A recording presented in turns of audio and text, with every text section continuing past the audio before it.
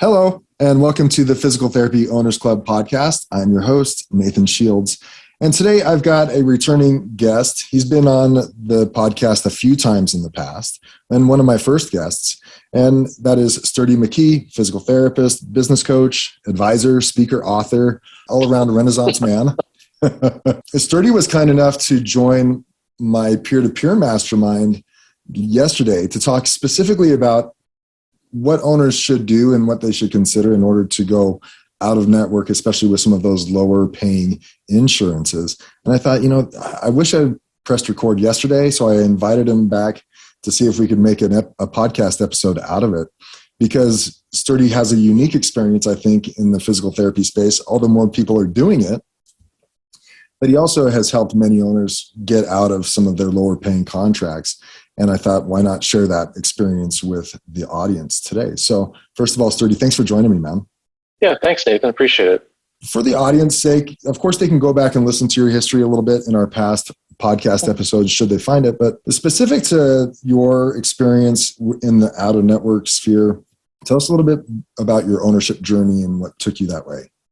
Sure. So some of the stuff overlap, but before going into business coaching and all full time, which I did about 5 years ago, I owned and ran and grew a practice, and I live in San Francisco. So in the city were most locations, and we were on the peninsula up in Marin County as well. But I started solo. So I told you guys this, right? I got laid off in front of 75 people at the UCSF TT department. And then because they were disbanding the outpatient department, and I was the last per diem outpatient therapist there way back. And that was only like 3 years out of school. So I didn't like what was happening with the interviews and stuff. And I went out and I think I came home one day and asked my wife and just said, hey, what if I had tried this on my own? Which had always been the plan. It just wasn't that early that I was truly thinking about going out on my own. But I wasn't real happy with the interviews and the practice models, the rest of the stuff that was happening. So she was very supportive, and I got a massage table and a cell phone and a Palm Pilot and opened in the basement of a gym and a computer to do my billing. And then it was a true one-man show, right? And I told you business cards that I got at the mall kiosk, because we're going back into the 90s at this point. Yeah. So the fact I had a Palm Pilot was even a big deal. But anyway, that it's kind of how I got started. And this might resonate with some of the folks who are listening or watching this. I went outside one day, and even though it was a good gig, like I've been doing this for a year and a half, 2 years on my own, and working with kind of as partners, strategic partners with other practice owners, and the guy was going to become my business partner and stuff later, and all helping each other out a little bit. But I remember walking out to the car and reaching for the door handle and thinking, do I want to be doing this in 25 years? And, it was a resounding no. And I'm like, okay, great. And now I've created another problem for myself. Now, what do I want to do? Right. So, on the way home, I was thinking about that. And the first thing that came to mind, and this is what a lot of practice owners do, it's like, well, I want to be able to hire people and grow the practice and see more patients and do all that and have other people, do some work too. Because when in the solo deal, right, if I go on vacation for 2 weeks, there's no revenue for 2 weeks. And I tried having somebody cover for me, which I'm sure you guys have done. It never works out very well, for whatever reasons. And I was like, I want to create a business, not just a practice, and had no idea, by the way, of how to do that, right? Like zero. So, partnered up with Jerry back at the time. We opened another location adjacent to the 24-hour fitness where we had our own private office. We had access to the gym. That was a pretty good gig or location deal. Started hiring people, which again, we didn't know how to do. And their first hire lasted 24 hours. I'm not exaggerating. Not exaggerating. Probably exaggerating on the high side. Yeah. So anyway, it didn't take very long to figure out. I didn't know what I was doing. Right. And I was working long hours. My wife was calling saying, when are you coming home? And it was 7 o'clock and I was still busy and still, and making less money than I did at the hospital. Right. So we had seen a severe income reduction from the solo practice to running what's supposed to be a business with all the other obligations and stuff. And that was kind of crazy and scary. So I, started trying to figure out how to run a business and what to do. And it took a little while to kind of figure out what to start looking for, because I tried within the profession and, Nathan, you know this, but some of the older folks might know this, but, back then within the profession, there weren't a lot of great resources as far as there were some people, there was some stuff, right, that would go to conferences, and there was people offering to do some consulting. And then, we did that, and we got a report, and spent $2,000 on a long report that told us some things that we might want to do. And, things like that just didn't move the needle for us. Right. We were spinning our wheels a lot. And so the first, like this was very early on, online course I did that was outside of the PT world, that was about setting goals and getting stuff done and, focusing on your business and all that. We turned a corner like almost immediately. Within 6 weeks, we were profitable.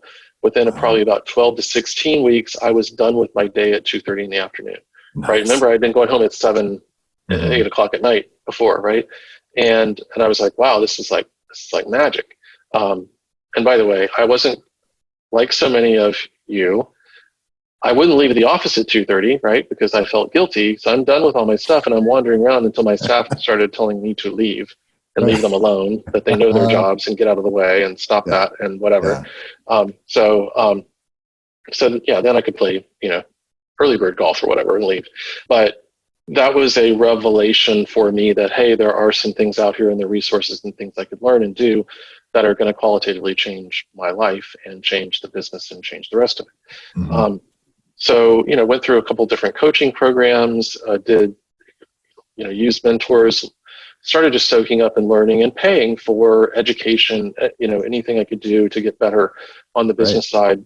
Right. Finally realizing, for myself that you could use these tools for good, not for evil. Mm-hmm.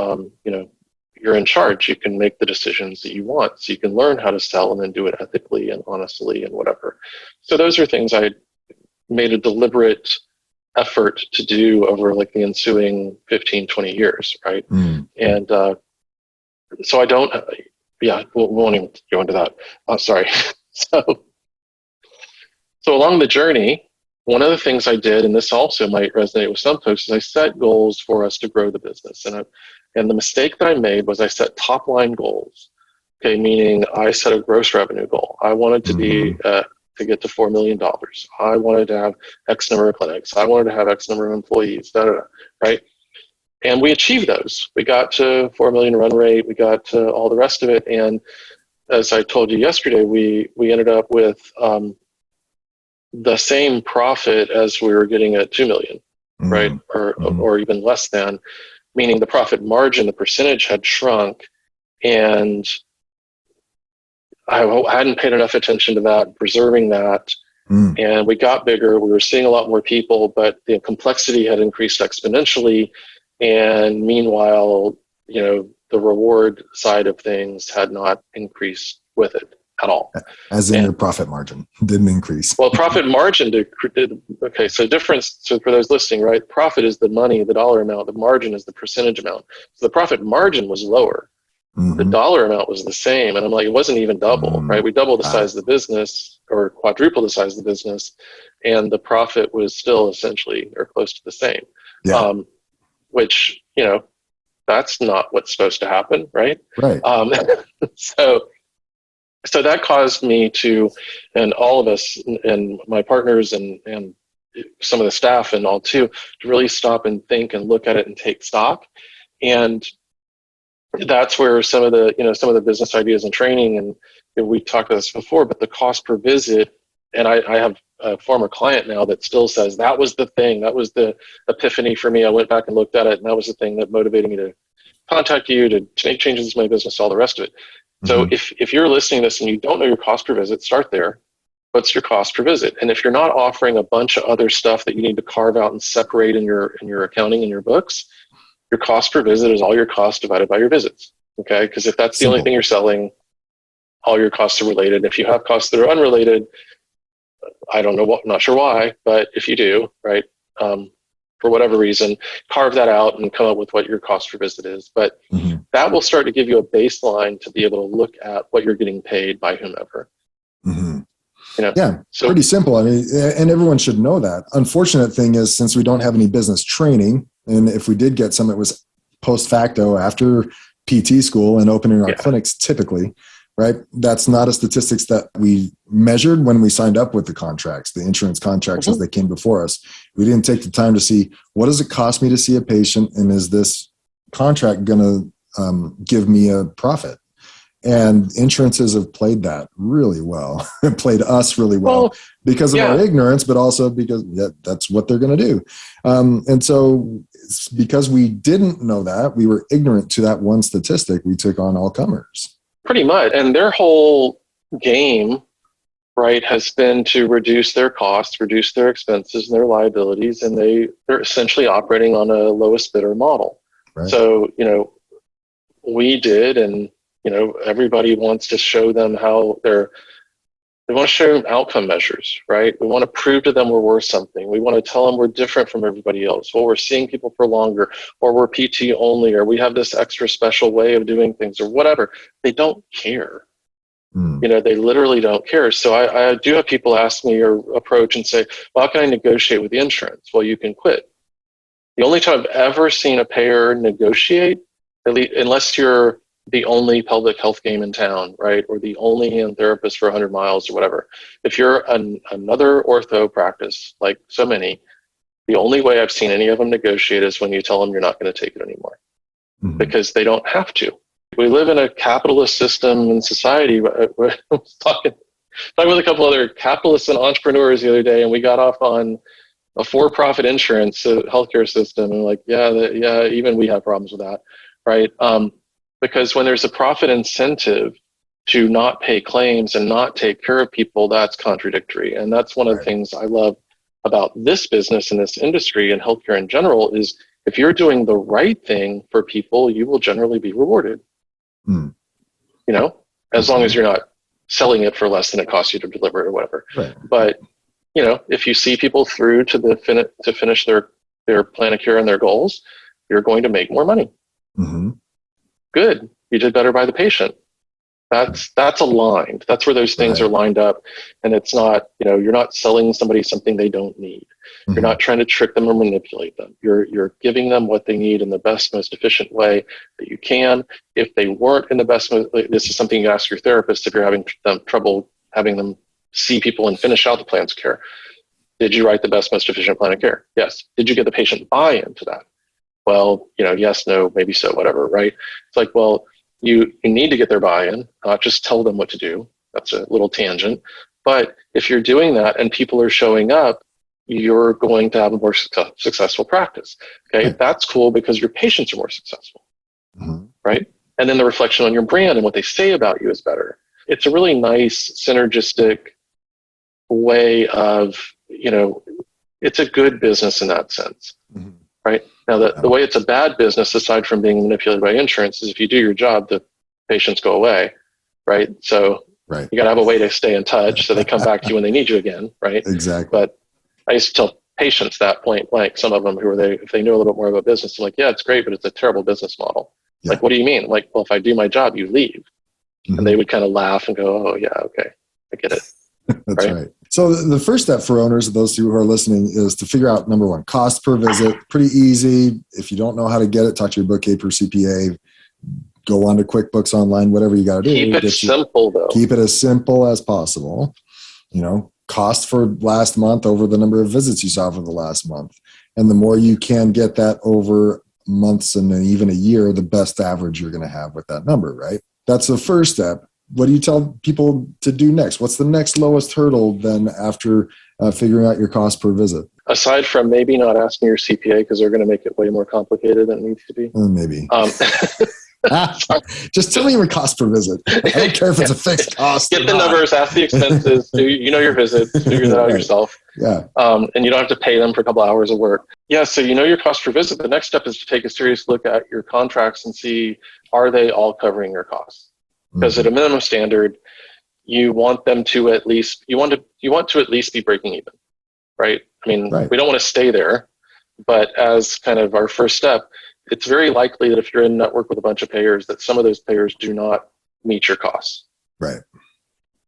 And that's a holdover, Nathan, from the hospitals and Medicaid being instituted in the 60s and the insurer of last resort and that kind of thing, because hospitals were, in order to get the federal funding and have all the perks and things that they do, they were required by law to see those people, right? So they had to figure out, a lot of those folks didn't and still don't cover the cost of their care. So they have to get that from somewhere else. And that's where this payer mix entered our lexicon, and the hospital CFOs refer to it and use it because it's a critical component of what they do. It's carried over though into private practice and all, where you don't have the same benefits that they do. You're not getting paid the same thing by by Medicare or by anybody else. You're not getting subsidies or all the other potential safety nets that a state-run university health system or something like that gets. So why do you take patients that don't cover your expenses? Right. Those audience members who have listened to my podcast in the past, ideally you're not signing on for contracts that just cover expenses, but at least they cover expenses and build in a profit to that number as well. Right. There's no reason to own a practice if you don't have like a 10% profit margin on top of your expenses and then properly address your contracts maybe. Right. Well, so that would be the next thing to start looking at. What should your pricing model be? What should you be charging? And where I want folks, I want my clients to look at it is we do a budget, and don't let that scare you because I hate that stuff. So it's really, really simple. It's a 3-bucket budget. Okay, you got all your stuff goes into 3 buckets, so all your revenue, and you begin with profit. So start with profit. That's not the book profit first. Don't do that, but start with profit. If you're looking for a 15% profit margin or 20% margin or whatever it is, especially if you've already got an operating practice, go ahead and put that number down. So if you have $1 million in revenue and you want a 20% margin, $200,000 is your profit number, right? Right. Figure out what your overhead is. Okay, your overhead is all the stuff when you print out, maybe not print out, put it on Excel so you can move it around. That's what I do. But export your P&L for a month or for 3 months or whatever, and take all your expenses that would not increase or decrease with hiring people. Okay, so your rent. If you hire 3 more therapists, your rent won't go up, unless you have to move, and that's not what we're talking about. Right. But if your liability taxes or your insurance or your base rate taxes to the state or whatever, all the stuff that won't change, that goes in your overhead bucket. Everything else goes into your personnel bucket. Okay. And I swear every time I do this, I'm like, everything else, what about this? Everything. Absolutely everything. Right. Anything that will go up and down with hiring people or letting people go or somebody resigning or leaving. So everything. So the taxes, the work comp, liability insurance, benefits, salaries, but it's not just wages and benefits, right? It's all the other stuff. So if your software licenses go up and down, that's part of personnel. If your billing expenses, right? You hire people and you see more patients, it goes up, part of your personnel. In part because you would also have to hire people to do that if you weren't outsourcing it. So it's not a fixed expense. It's not your overhead. It goes up and down with your sales. And this is straight out of Greg Crabtree's book, Behind Me, Simple Numbers. Profit bucket, overhead bucket, personnel gives you your personnel or salary cap. And if you spend more on your personnel than what's left over, there's only one place for it to come from, right? So if you say I want a 20% profit and I have 25% overhead, I have 55% left for my personnel. So if I'm spending 65%, it ain't coming out of your overhead, right? You only got 3 buckets. So what I hate is when people are like, well, my profit's what's left over. Like, no, your profit's what you begin with. Start with your profit. Right. Design your business to achieve the profit, that you want. This is again from Crabtree. Be a demanding employee, meaning you pay yourself a decent salary and all that stuff, but be a demanding investor as far as owning the business. Get paid fairly for the risk and everything else that you're doing there too. Right. And if you asked me to invest in your business, I would want a return. I wouldn't want to break even. Right. No. So kind of to your point about the contracts, no, you're not going to sign any new contracts at break even, but we're going to ensure that you're at least there to begin with so that you can move on, because what if you got, and most folks do or have had at one point a contract or something that pays less than their costs. So what do you do with that?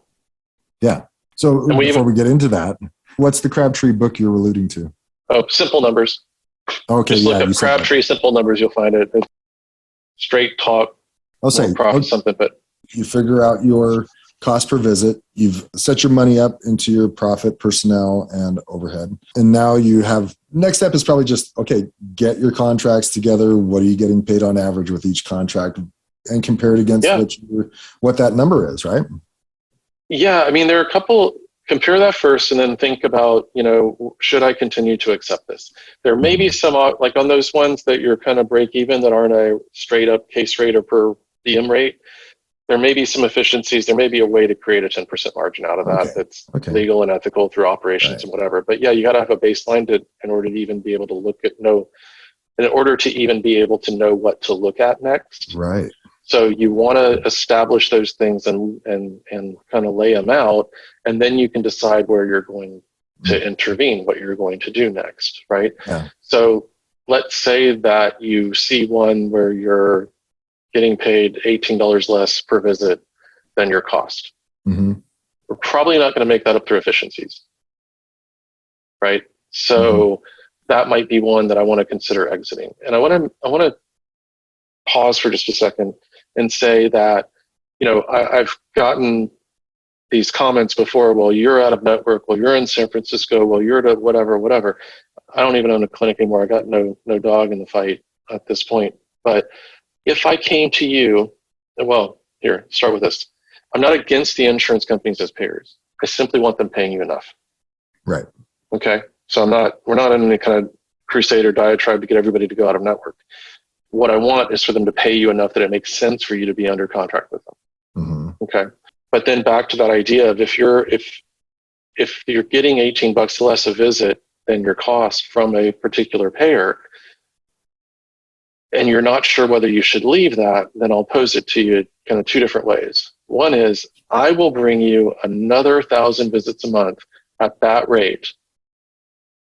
If I can deliver those to you at the, $67, if it costs you 85, I'll give you 1,000 more of those visits. Will you take them? No, thanks. Well, right. Everybody's thinking, well, no, why would I do that? If you wouldn't take it, why do you keep it? Yeah.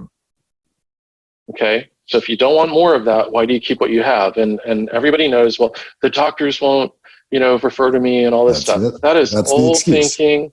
Well, I literally had a client meeting this morning.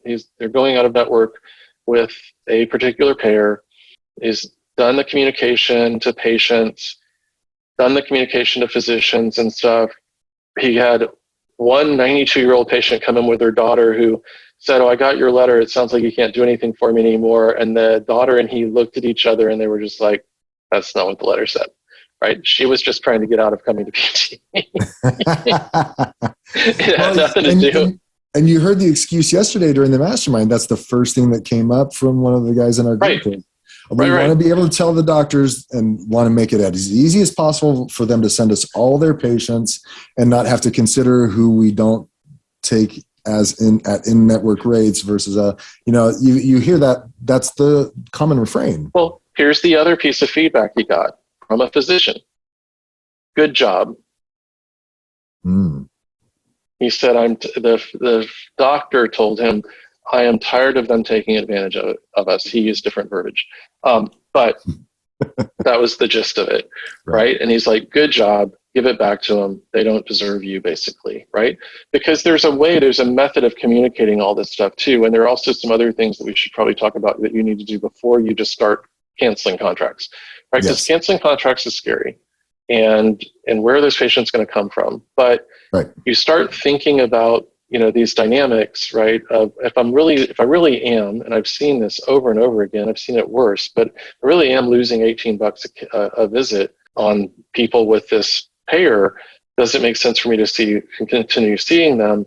And if you're coming to the conclusion, well, no, it doesn't, why should I do that? But you're still not sure, you're anxious, you're afraid, or what have you. There are a couple of things you can do to improve it. If you're on the fence about the decision, though, remember my challenge question yesterday? I want you to go home and sit down, at dinner or afterward with your beverage of choice, and just ask your spouse, significant other, ask your kids, and just put it out there for them. Say, hey, 7% of my patients are paying us $18 per visit below what our cost is. What do you guys think about that? And they might have some questions for you, like, what do you mean? Like, well, I'm basically taking $18 from the other people that would be profit. By the way, it would be your money. And I'm giving it to these people that I don't know that are randomly assigned to us through this physician kind of network. Y'all think that's a good idea? Why don't you just sit with that for a second and think about what are your kids going to tell you? What's your partner going to tell you? Why are you it's a great idea. No, right. No. Like Mark's daughter said it. Like, no. Why would you give them $20 to perform the services? The money's going the wrong direction. Because I want to help everybody. Yeah, I'm with you. You're jeopardizing the ship that's carrying the people, right? You're putting your business at risk by doing that, and you're subsidizing. And here's the other kind of misnomer, misunderstood piece. You think you're subsidizing the patient, right? You think you're doing for the patient's benefit. We like to think that we're such compassionate souls. But UHC has the money to pay you. Yeah, they do. Right? We talked about this yesterday. UHC made, and guys, go look this up, 2021 profits, $24 billion in profit. Profit alone. Not revenue, profit. Yeah, take home to the bank kind of money. Yeah. Reinvest, pay their shareholders, give their CEO bonuses. You're subsidizing UHC's $24 billion profit by taking whatever they give you below your cost, right? You're not subsidizing the patient. And, the patient, that's why they call it your insurance. It's the patient's insurance. It's the employer. They can go back, but they're not going to go back unless they realize there's a problem. And if you just keep, taking it and not saying anything and not doing anything, not taking any action, how in the world would they ever know there's a problem? UHC and all the rest of them are getting away with this. And that, watch, I'd only be so lucky that they found me and they would call. But, our entire industry, the entire outpatient physical therapy industry was worth somewhere around $50 billion last year. And UHC's profit, I want to tell you again, was $24 billion with a B, right? Wow. So, until we stand up for ourselves as a profession, that is one of the things I'm passionate about, I'm heated about. I want you guys to get paid a reasonable rate for what you do. I want you to be valued. I want society to value what you do. I want people to respect you and know what you do. But I want you, that starts, and this kind of takes us back to the beginning, that starts with you valuing what you do and your staff and your team really seeing the value that you bring to people and how you change their lives. Because it's really amazing the positive impact you have on people's lives. Right. And I think when we're in the business, right, and we're day to day, and we're stressed out about cash flow, and we're dealing with staff, and a doctor's on the phone, and a patient's worried about something, and all the little things that take your attention away, we lose sight of that, and we lose sight of the forest for the trees, and we're thinking about a $30 copay for this transaction. Right? Or a $60 copay. Or if I have my own price, maybe the patient's got to pay $75, and oh my gosh, that'll be terrible. What are you providing to that patient ultimately? Okay, if you help them get across the finish line, achieve their goals. And again, we kind of think in functional terms, like, oh, they can climb the stairs. Great. What does that let them do that they can climb the stairs? They know how impactful being able to climb 2 flights of stairs is in San Francisco? You have to be able to do that in San Francisco.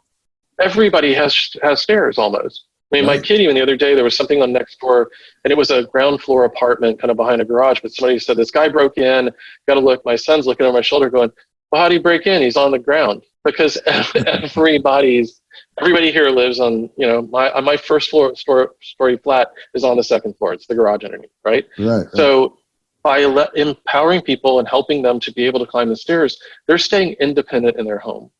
Right. Right? They don't have to move. They don't have to go into assisted living. What's the value of that? Think about that for a second, because now we're talking probably Medicare or something, but what if someone just below Medicare age can't get up and down the stairs and has to relocate and move? What's the cost and the emotional disruption and all the ripple effect that goes with that compared to let's say it's $75 a visit and you see them for 10 visits. Is that worth $750? Right.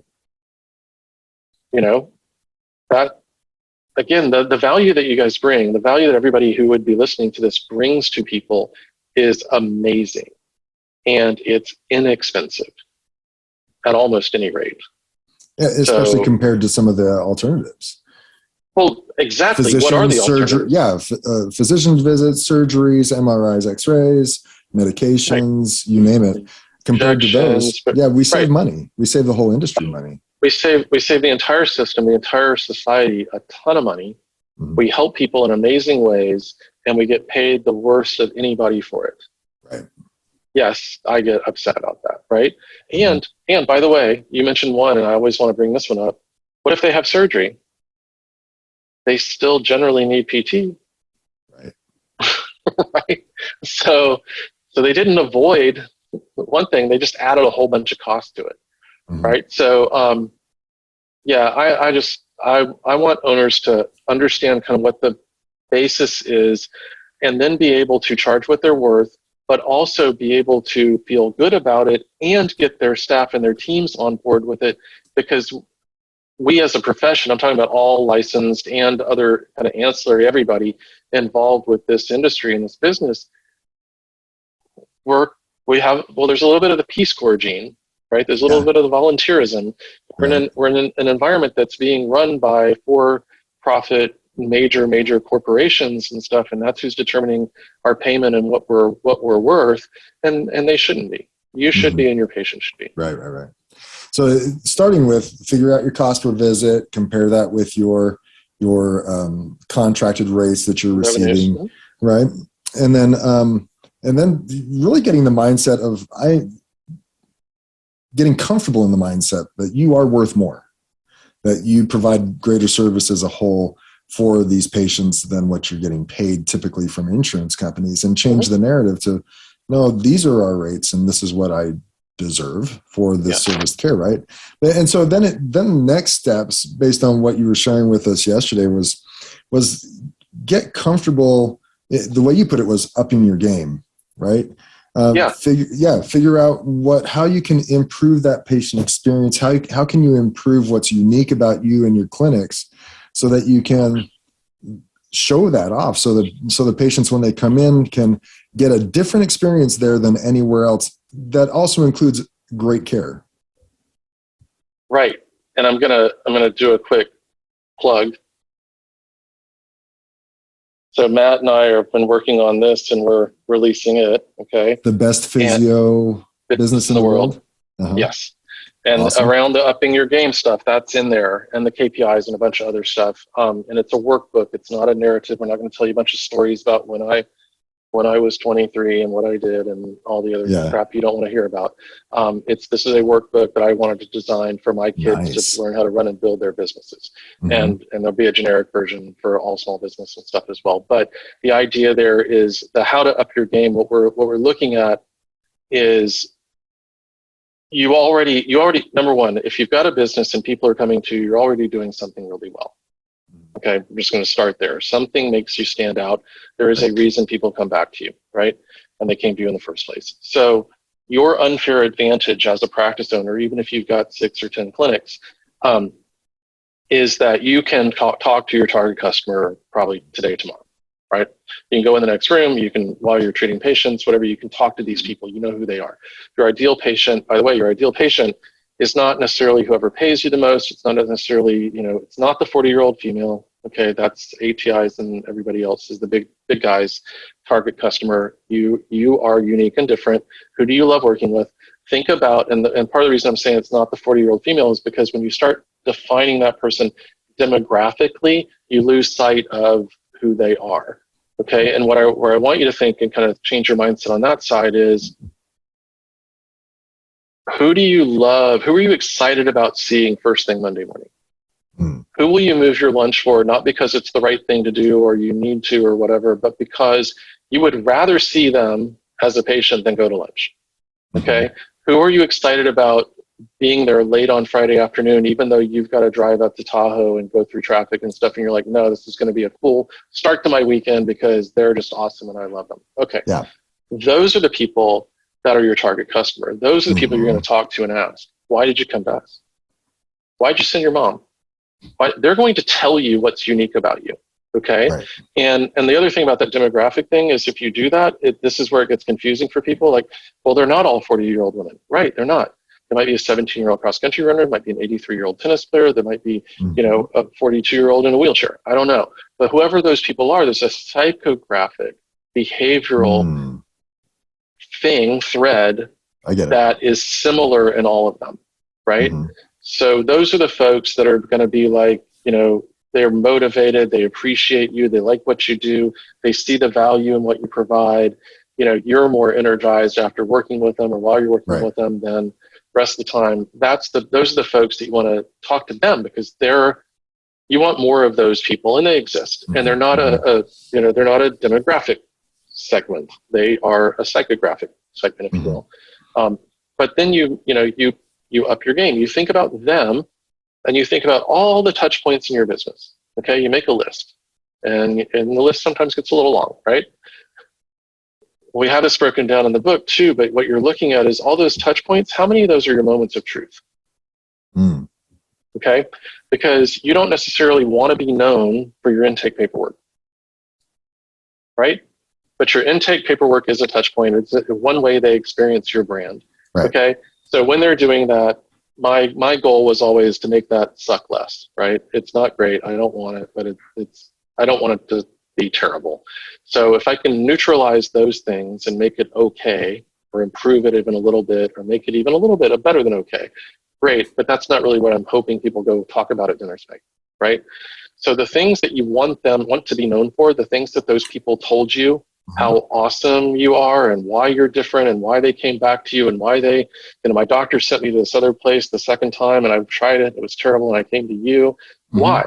Because whatever those things are, that's the stuff you want to dial up because those are your moments of truth. Those are your opportunities to really, if you've ever read Seth Godin, Purple Cow, those are the opportunities to be qualitatively different from everybody else. And what you want to do is not, even if that's a little quirky or weird or whatever, you don't want to dial that down and try to be like everybody else, which is so much of what we do, not just in our social lives, but our professional lives, our business. We're supposed to be professional. We're supposed to be, right? I should have been wearing a jacket and tie. I've been told that crap before too. That's not who I am, and I don't want to. I'll wear a jacket when I'm on stage, maybe. But I've kind of gotten past that, right? I'm not trying to look like all the other consultants and all the other coaches, whatever. If you don't like me, that's okay, right? But the folks who do like me are going to get it even more, because if you're authentic and you're real, and even if you're a little weird or quirky, dial that up, man. I love the ours goes to 11, right? Spinal Tap. Yeah, exactly. Dial it up to 11. Right. Yeah. And so when you're saying upping your game means improve what's unique about you, exaggerate that, but also speak the message that's going to attract more of that psychographic, the word that you used. Well, and clarify that message to get more of that person in your door. Improve their experience. Improve that psychographics experience, yes. Yeah, your target customer, when you define who they are, and we're calling them target because they're not the whole target. They're the bullseye. They're the number 10. Right. All right? If you delight the few, the number 10, so you will get the many, right? You will attract the many. So delight the few to attract the many. Make the number 10 super happy with what you do. The 9s, 8s, 7s, 6s, 5s, they'll all come to. Okay, so the counterintuitive piece of this is the more narrowly you focus and define that individual, and the more you tailor the entire experience, not just your messaging. Messaging is important, but every piece of the experience to them, the better you're going to make it for a whole bunch of other people. Okay, but so what I'm saying, up your game for that customer. Right. Okay? What's going to make their experience better for them? What can you do to, and again, that's back to whatever they're telling you, a lot of it. Right. Right. If it's that you listen, don't go, oh, good job, I listen really well. How can you do that even better? How can you listen better? Yeah. Yeah. Mm-hmm. How can you make that even more intense? right? And how can you make sure also like that's consistent across all your staff?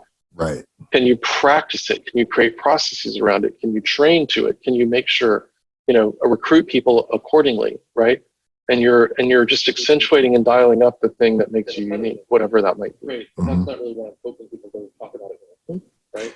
Yeah. So the things that you want to be known for, the things that those that hold you. Am I coming through Facebook Live now?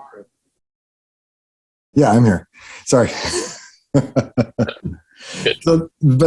So I got confused because I started hearing the Facebook audio all of a sudden. Yeah, I made sure I shut those tabs down too, just in case. So something went off there. But so you up the game with the patient experience and the messaging. What kind of time frame are you considering for that?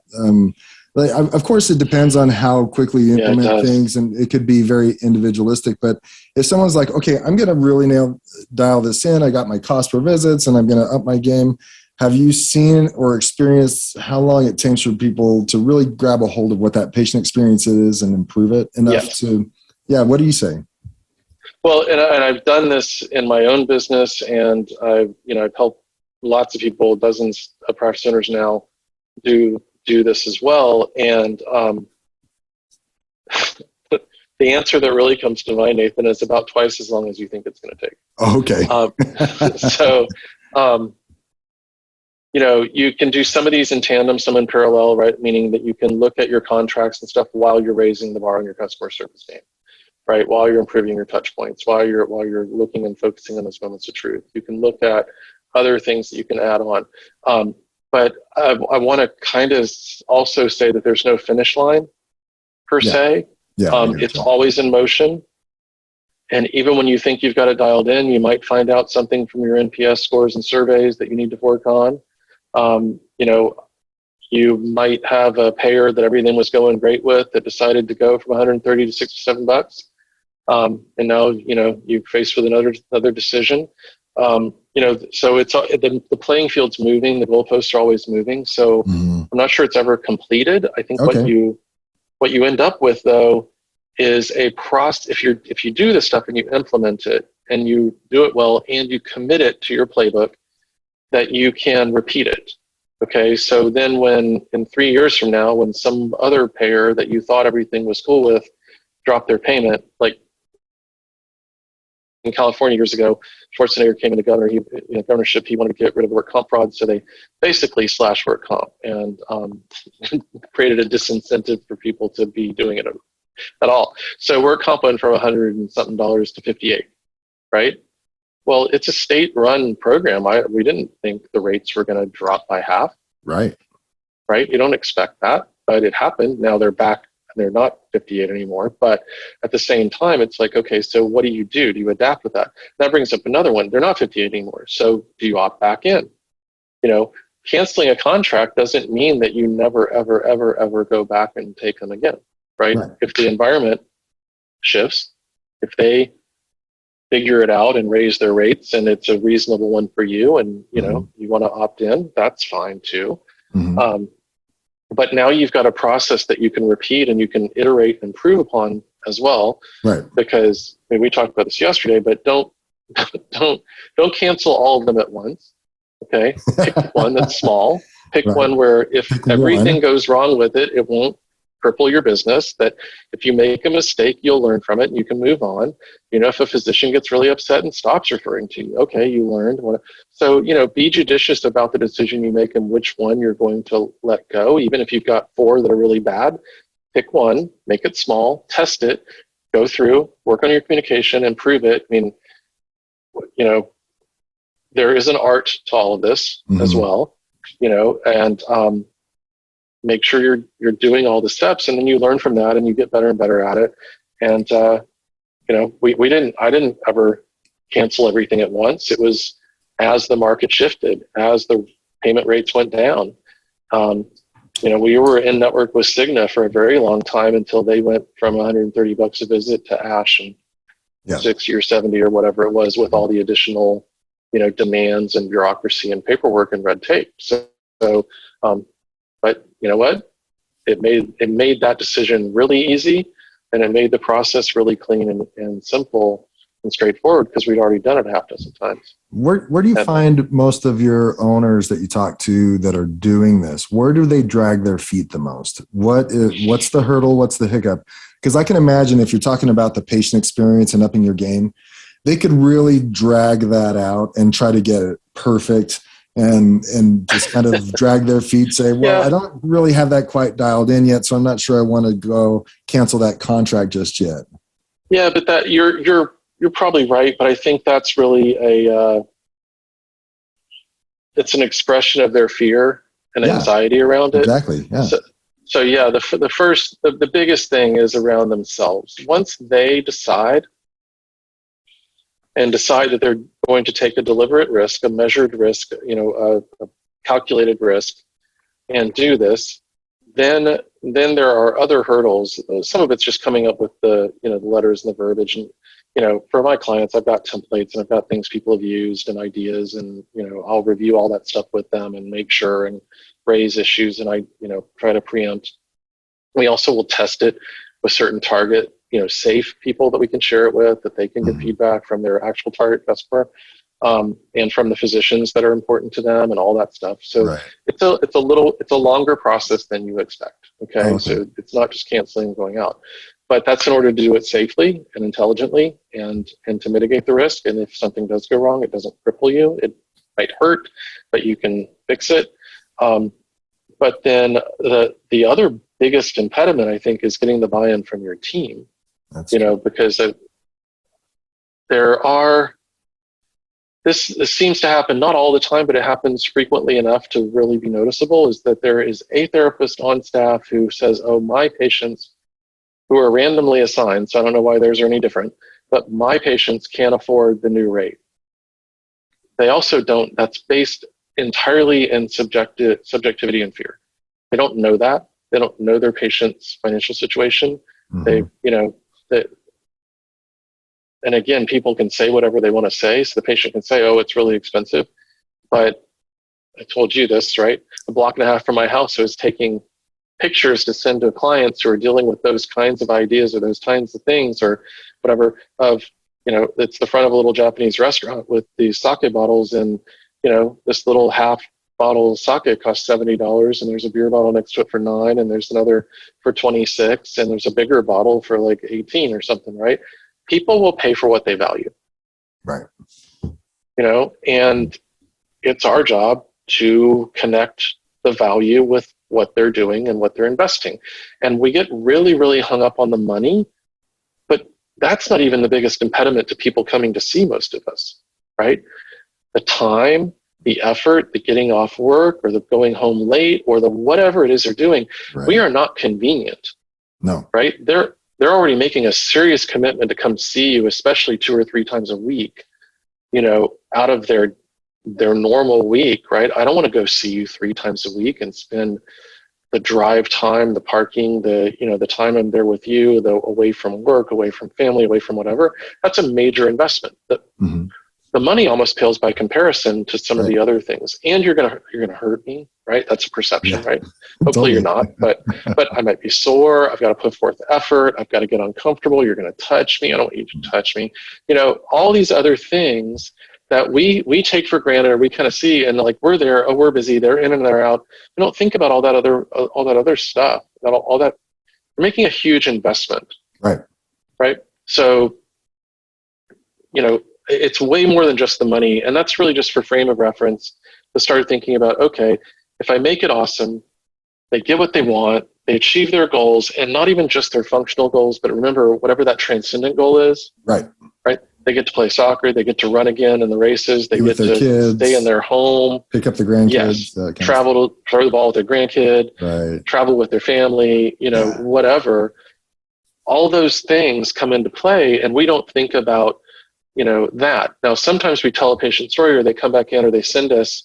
I had a physician who was a patient of mine who had a really big,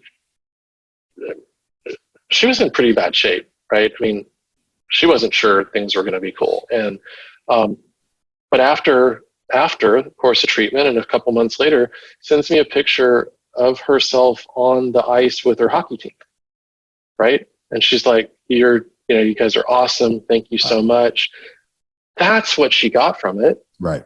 Not, I can walk or even do rounds or, work without back pain. Yeah, that was important to her, but it was like, that was an important item. And then she also got to be back with her friends, back in her community, active. I mean, now that she can play sport again, right, then her cardiac's going to be better, everything's going to be better. Those are the things that you're doing for people. Mm-hmm.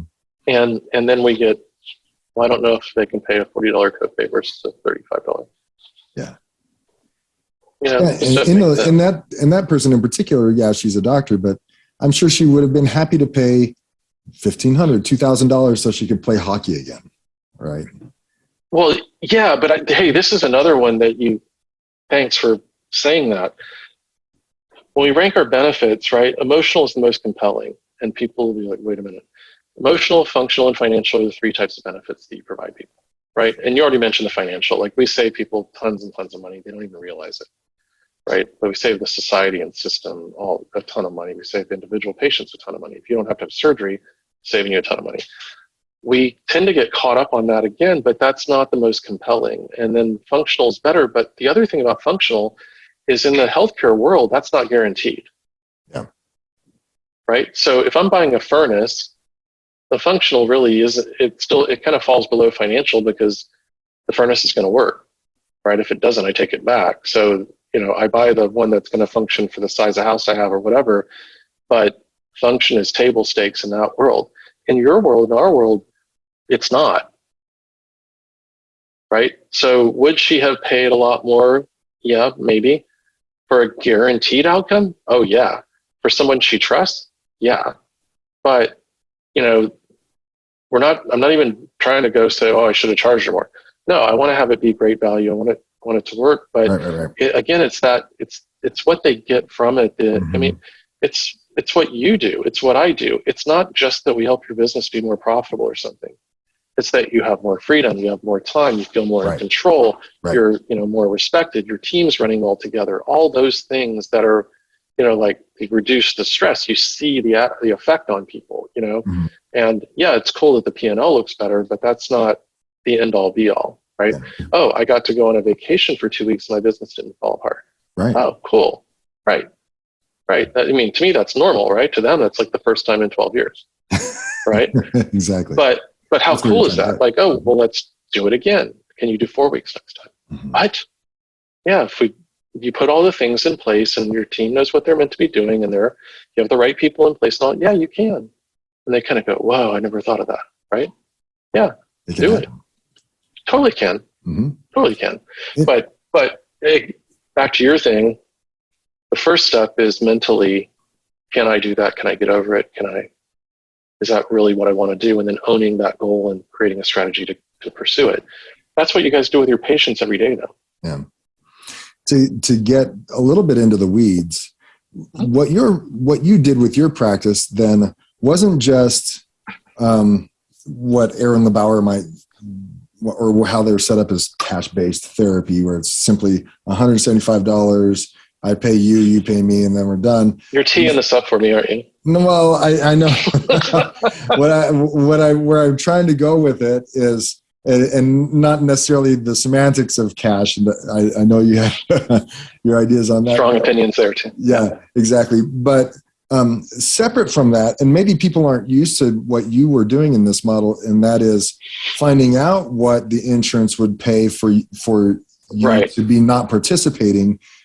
Your clinic not participating with that insurance company, what they might reimburse you, and then charge the patient the difference based on what your per service rate was. No, it's a great point, and this is the thank you for bringing it up. So aside from we all get paid in cash, so they're whatever, right? I would get this, and I am thanking you, because like at conferences or somebody would hear something like, oh, well, you're just all cash pay. Like, number one, we're all cash pay. They're putting direct deposits into your bank account or whatever, but it's still US dollars, it's money, right? But number two, they would say, well, we're kind of out of network or not contracted with certain insurances or whatever. We're not I'm not sure what you mean by cash pay. Like, well, the patient pays you and whatever. No, well, they do, but they don't. But did everything the same. Mm-hmm. Okay. And again, I'm going to say everything because it was literally everything. And again, people will say, what about this? What about that? Everything was the same. Okay. Every single step was the same, except we weren't accepting the price point that Aetna said we're worth. Okay. So what I want to emphasize there is we get the patient scheduled, get their insurance information, call and check their benefits, figure out what that would look like based on our price point, not the payers. Okay. So the only thing was I didn't care what the allowed amount was. Okay. Except where it might influence how much total they would pay. Right. But our price was our price. So if you charged, let's just say $100 to keep it simple.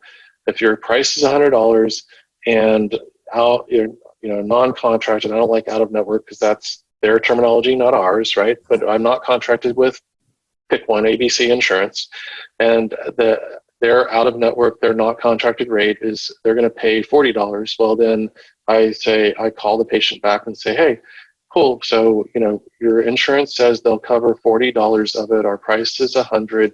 You'll owe $60 at time of service, right? That's it. So just like you do with your copay is $25, your co-insurance in this instance would be $60. Okay. Would there be more to the patient? Most of the time, but we were always surprised, and people were shocked. For some of the time, that wasn't the case, and a lot more frequently than we thought initially. Really? So and even where it was, sometimes it was like, oh, their in-network copay is $35, and they're going to owe us $45. So if we're not worth the way we do things and all the work we put into it and the patient experience, the rest of it, if we're not worth the $10 or the $100 over the course of their entire, plan of care, then we need to figure out how to earn that. Right. And we're not going to discount it either because we're going to earn it and convey the value and. Yeah, and you talked earlier about what your price point is, what a rate is. And I'm assuming, based on your experience with working with clients, it's more than $100 per visit, because sure. if you're working with most outpatient orthopedic owners, they have a cash rate of $75 per visit, $90 per visit, and that still doesn't cover a lot of their expenses. I know, Nathan. Right? Now you're killed. Yes, you're exactly right. You're exactly right. And so if we can get people out of that mindset and go back to, okay, what is your profit margin? What do you want it to be? Go back to the 3 buckets that you were talking about earlier in the conversation. Right. Usually that number is going to come up higher, at least above 120. I mean, I haven't done this math as many times as you have, but you're going to probably see what kind of range across the country that the price points should be. Yeah, but I want to work backwards and think about your budget and your cost, because everybody's context is different. That's true. And that's one of the reasons I'm not a big fan of benchmarking. Okay. Because if I'm benchmarking against industry standard, but I'm doing something qualitatively different, and I'm in a place where the demographics are different, or my referral sources and diagnoses and all. I mean, there's so many layers to it that I want to look at what's your rent, right? What's your overhead? What's, my champion client is in Silicon Valley and has an overhead of 20%. Okay. I had a client that signed on with me a long time ago, a while back, in Indiana with a 47% overhead. So now I say that the Rockstar champion is at 20 because I got mine down to 22 and I was in San Francisco, right? Nice. But they beat me, right? And I'm like, well, I started looking at his stuff and asking questions like, hey, what are you doing, right? Because we're talking high rent district again with really low overhead. How are you working that? How is that happening, right? And I think part of that was kind of a forcing function almost, because it is so expensive here that we're a little more attentive to it maybe than some others. I mean, like, it's a matter of survival. You had to figure that out or you wouldn't have a profit margin. But yeah, somebody comes to me with a 47% overhead, expense, and I'm like, whoa, something's up, right? So that's out of acceptable range. Mm-hmm. So, we're going to look at, okay, how do we get that under control or what have you? But generally, I mean, you know, overhead runs somewhere between 20 and 30-ish%. If you set your profit margin target to 15%, or 20 or whatever, 18, or, if you're going very far over 20, you're doing something significantly different from most. If you're doing the same thing as everybody else, you can probably expect 10%. That tends to be what kind of if we are benchmarking the industry averages. Yeah, that sounds right. But why do you want to run $1 million business for $100,000? No. Right? Why do you want a $200 million business with $200,000? And the other misconception is that $200,000 all goes home with you. Well, no, you reinvest a chunk of that back into the business, maintenance, raises, other capital expenses, new equipment, you name it. I mean, it gets whittled away real fast. And yes, don't forget the taxes. Right. So at the end of that $200,000, you might get 60 or something when you leave the bank account happy and, pay your taxes and buy the new thing or fix the reformer or whatever in the world you have to do. That evaporates real fast, and people tend to think that, oh, well, you're making a lot more. Maybe not, right? Mm-hmm. But okay. That's why, that's referring back to Crabtree's book behind me. He calls 10% the new break even, because we don't think about, oh yeah, we're reinvesting and using that profit, right? We're using it on things. We're not writing a check to ourselves, and it gets eaten up, by taxes and other expenses. And Inflation. Well. Yep. Well, yeah. All right. Yeah. But yeah, it's tough. And so I'm glad we talked that through, because like I mentioned, so many cash pay rates for those the orthopedic outpatient clinics is $75 to $90 because I don't have to pay the biller, and this is just going to be an immediate agreement between us. It should be significantly more than that if you're really looking at the numbers, and you have to be really comfortable with your rate. Yes, I agree with everything you said. No, I do. It chafes me that people give a discount. Right? You're already giving discounts. You're giving discounts to everybody, supposedly for delivering you more patients or whatever it is, or I don't know. You're discounting everything, and you're operating on 10% margin.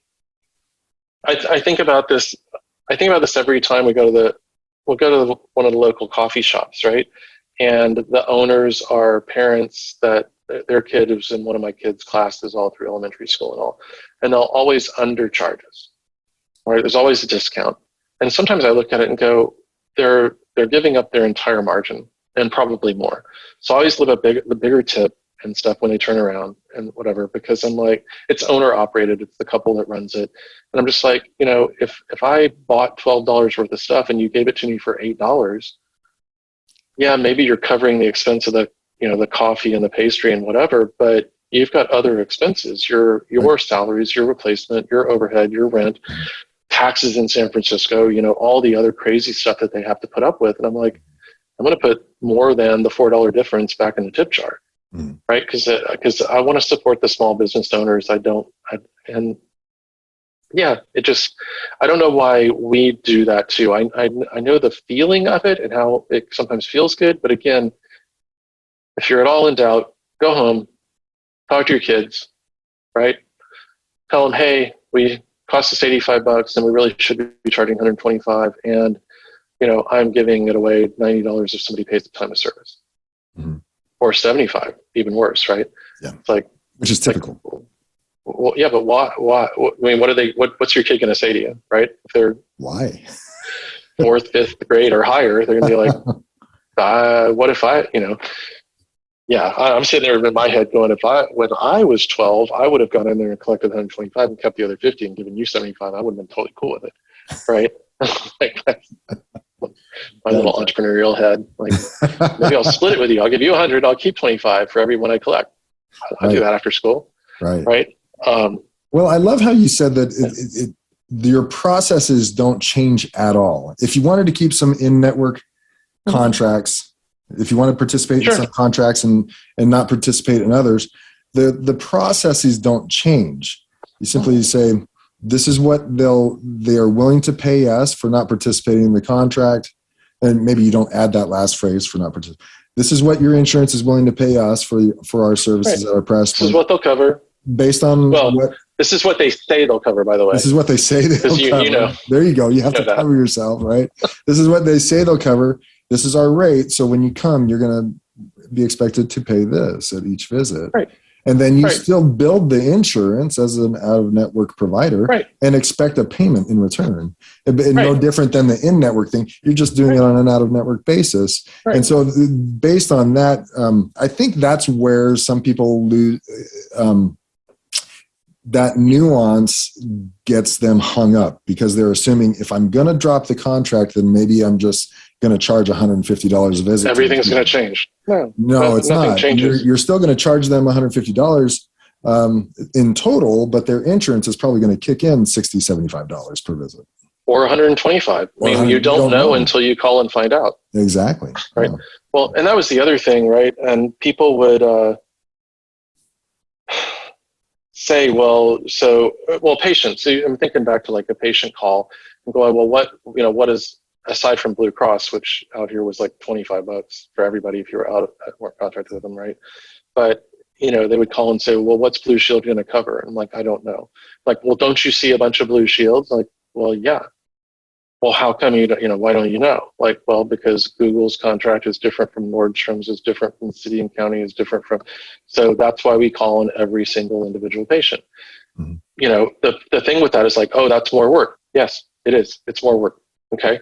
It might be more work. I hope you're doing it, but we would do that with every single patient because it was better for the patient, and that was baked in to the price, to everything else.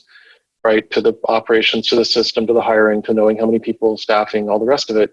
But we knew we needed to spend X number of hours a week doing the calls and finding the benefits and calling the patient back and telling them and sending it to them in writing and all those parts and pieces. So, because one of the things was no surprises, right? And we went through that. Right.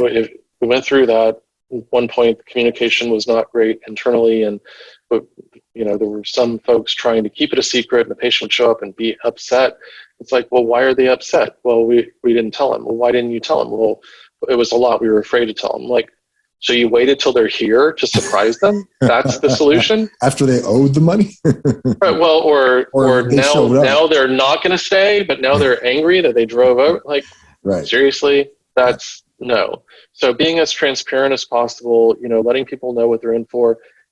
The other one thing here too is, and let's put this in the context of whether you're taking contracts or not or whatever, co-pays and co-insurances have gone up, right? Deductibles have gone up, right? So all the stuff we're talking about, with the exception of saying I'm not going to take this contract anymore, is applicable to everybody, right? Period. Because what the patient's responsibility is and the value that you need to convey, the demands there have gone up. You need to up your game regardless. Because they're not opting to go to another provider that charges less. They're opting to not get care, right, or to get a salon pasta, or to go to the chiropractor, or do something with somebody else. And again, if you guys do the best work with musculoskeletal patients of anybody out there, the best results of anybody out there, particularly for the price. Why are you not getting them into your clinic? Why are you not helping them? Right? You're letting them go somewhere else. Lay out the case. This is why we're the best place for you. This is what it costs. Right. This is what your insurance will pay. And then they will make the decision. Let them. Okay? Let them. Comfortable with that. Yeah, totally. But don't ever apologize, and don't allow your staff to apologize. I had this happen. Oh, I'm sorry, but your copays. No. Oh, I'm sorry your deductible hasn't been met yet. Why are you sorry? It's their deductible. It's the plan they chose. It's their, I'm sorry you got hurt and you need us, but that's what we do. We're here to help you. So let's get rolling. Right. The right communication seems to be such an important and integral part of this as you're talking to patients, using the right words, using the right phrasing, overly communicating, like you stressed yesterday in our mastermind. Tell their doctors, tell their friends, tell them again in writing and in person and on the phone. Oh, if you're opting out? Yeah, yes. As you're opting out. And your benefits. Yeah, and the benefits, communicate to them over the phone, and also when they come in writing and in verbally, like over communicating, and using the right phrases. It sounds like you guys either gained through a lot of experience or through a lot of role play to find out the proper phrasing to use. Well, I love that you brought that up. Let's come back to the role playing just a second. But one of the reasons for over communicating is we're all overwhelmed. There's so much noise. Right. So in order to break through and get anybody to hear you at this point in time, just in this day and age, you've got to repeat. You've got to come back. You've got to make sure, ask them and ensure they actually heard you and can repeat back or tell you what it was. Because I'm still fascinated about how, I think I was abundantly clear on what I said. And then someone says, oh, well, they reflect back to me what they heard me say. And it's like, that's not even close to what I intended. So how do we fix that, right? Yeah. So that whole communication thing, multiple times, repeating, the same message and stuff. And think about that with your marketing and your patient education and all too. Mm-hmm. You've got to repeat it. You got to review it. You got to ensure they can do it and they can repeat it back and all that stuff. So that is one huge thing. Role playing. So Jack Daly is a guy who wrote the sales playbook, and I took his idea for the playbook. I'm like, well, why don't we have that for the whole business, right? That we should have a business playbook. So I work with clients on that too. But the idea there is you're creating repeatable processes and stuff, right? And the role playing practice. If you have a process that, whether it's new or not, and he did this with his sales team, they figured out what the top quartile were doing. They wrote down the process, and then they put people in triads. And his sales team, and he had a company of 2,600 salespeople at one point, right? They broke up into groups of 3, and they role played. And they rotated between the prospect, the salesperson, and an observer. And they rotated through, and they had an objection they were going to practice today. And they went through it twice a week, every week, okay? And the third person, the observer, couldn't talk. Nobody could talk until the end of it. Like everybody had gone through the role play. Mm-hmm. So once they'd all gone through, they did that for 15 minutes, and each one rotated, spent the last 15 minutes debriefing, what did I see, what I hear, what I learned, all that. It's like, and the way he presented it was 2 things. Number one, if I have a sales team that's practicing 2 hours a week, do I have a better chance of winning or dominating the industry? 2 hours more per week than anyone else, for sure. Right. So 2,600 people, right, practicing, they were more effective, they were better. That's why, he grew and got as big as he did. Okay. The other thing he said though about that, because people and, getting people to buy into this and clients and teams to buy into this is really difficult sometimes, right? Here's the thing that role play.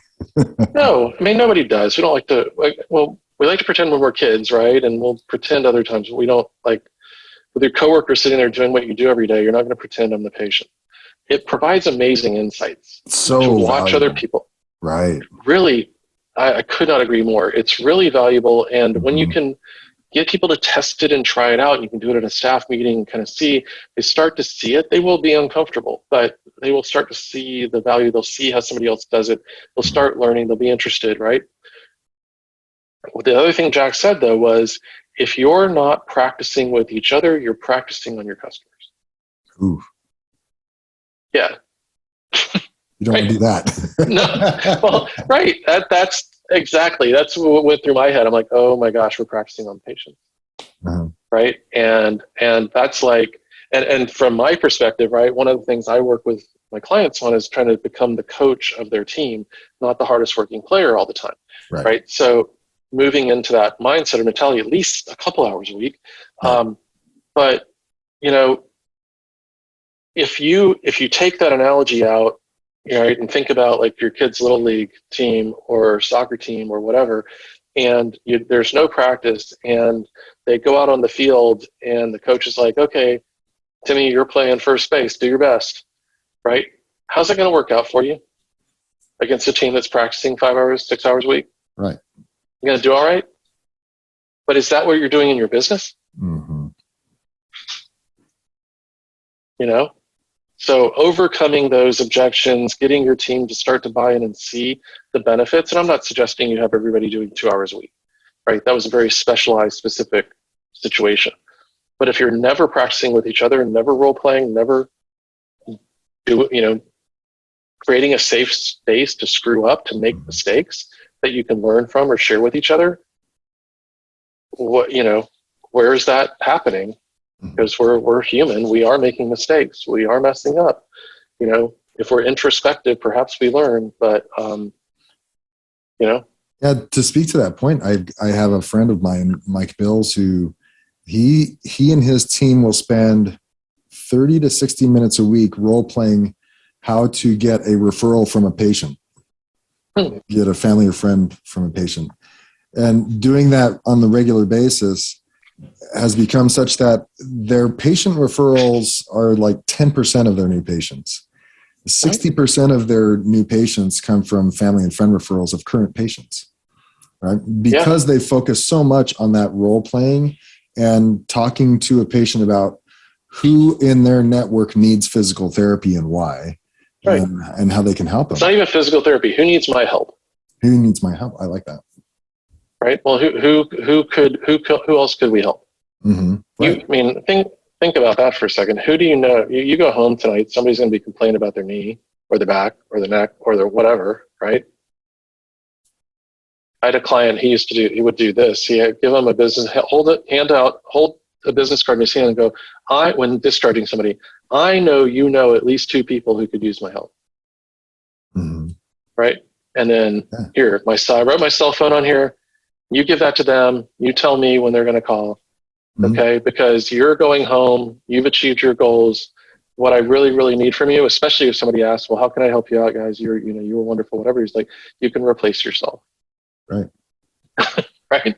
Because I now have an open slot. Mm-hmm. Yeah. Right?